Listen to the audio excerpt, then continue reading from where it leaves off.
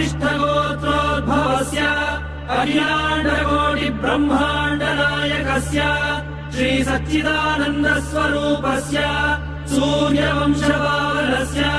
श्रीमदिक्ष्वाकुकुलवंशोद्भवस्य श्री रघुमहाराजवर्मणः प्रपौत्राय अजमहाराजवर्मणः पौत्राय दशरथमहाराजवर्मणः पुत्राय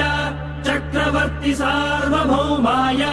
श्री महाविष्णु अवतारभूताय भरतखण्ड आत्मस्वरूपाय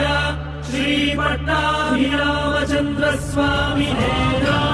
श्रीरामचन्द्रं सीता लक्ष्मण भरत शत्रुघ्न सहित सदा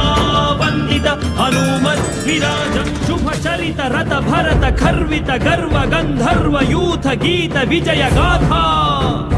दिव्य भौमायोध्याधिदैवत सिंहासनाधिरूढा धार्मिक राजवंश सर्वजन सम्मानिता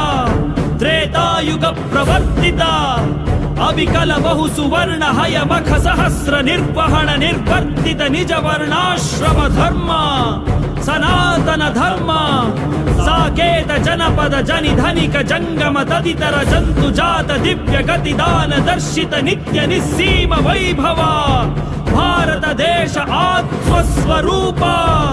पट्टाभिरामचंद्र महाराज